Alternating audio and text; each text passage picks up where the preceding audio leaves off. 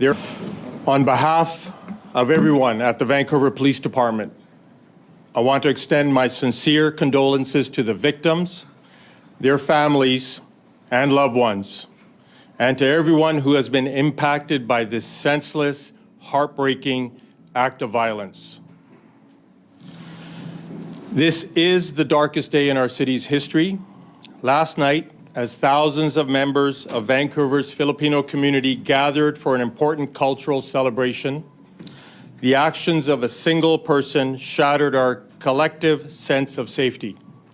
It is impossible to overstate how many lives have been impacted forever by this lone individual. There are many unanswered questions about why this horrific crime happened, the motive of the person who did it, and whether anything could have been done to prevent it. There are many things we still don't know, but we are working hard to get all of the answers. Here's what I'm able to share with you this morning. Shortly after 8 last night, Saturday, April 26th, a man driving a black Audi SUV drove into a large crowd of people at the Lapu Street Festival in South Vancouver. This festival, which is a celebration of Filipino community and culture, had been taking place all day in and around the grounds of a school located at 41st and Fraser Street. It was expected that tens of thousands of people would attend throughout the day. Although it was scheduled to wrap up at 8 p.m., there were still many people in the area when the incident occurred. The vehicle that struck festival goers approached the festival area from the west on East 43rd Avenue. It entered a small crowd-enclosed area and drove through the crowd. There were hundreds of festival goers still on the street, and multiple people were struck by the vehicle. There are now 11 confirmed fatalities. We believe dozens more are injured, some seriously, and the number of dead could rise in the coming days or weeks. The most critically injured were transported by ambulance to 9 different hospitals throughout Metro Vancouver, and we want to extend our profound gratitude to all of the medical professionals who have worked throughout the night to care for the victims. The driver of the vehicle was the lone occupant, and he was arrested at the crime scene by members of the Vancouver Police Department after bystanders and witnesses intervened to detain him. He remains in custody. While I'm not prepared to speak about the potential motive, I can now say with confidence that the evidence in this case does not lead us to believe this was an act of terrorism. I can also tell you that the person we have in custody does have a significant history of interactions with police and healthcare professionals related to mental health. I am unable to publicly identify the person who is in custody because charges have not yet been laid. Homicide investigators are currently presenting evidence to Crown Counsel, which is the independent authority in British Columbia to lay criminal charges. We will provide additional information once the charge approval process is complete. More than 100 Vancouver police officers are currently working on this case.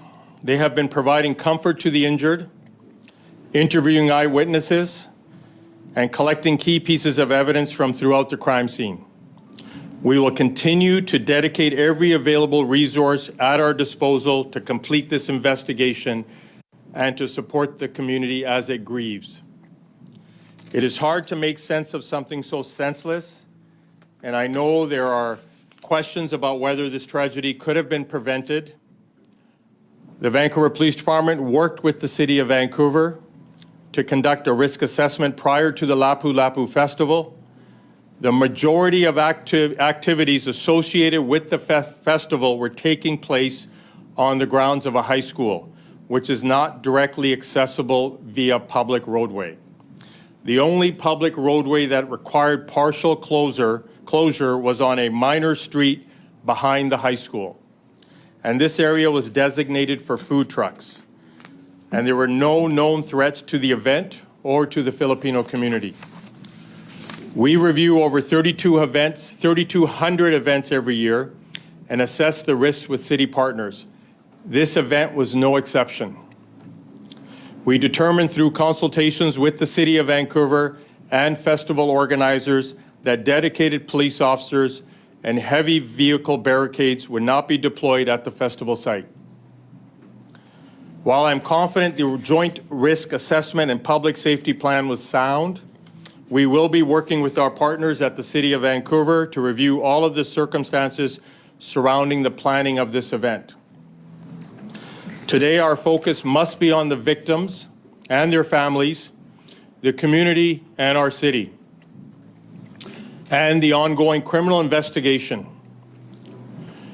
In closing, I want to thank all of the emergency responders, including BC Ambulance Service, Vancouver Fire Rescue, all of the healthcare professionals throughout the region, our external policing partners and the RCMP, and BC Coroner Service. I want to offer my condolences to everyone impacted by these tragic circumstances. We are grieving with you, we're with you. A 24-hour assistance center has been established at the Douglas Park Community Center at 801 West 22nd Avenue in Vancouver. Police officers and victim service professionals have been deployed to help anyone and all who have been impacted, and we offer that you contact a loved one who is at the festival if they need assistance. If you're not able to attend in person, please call 604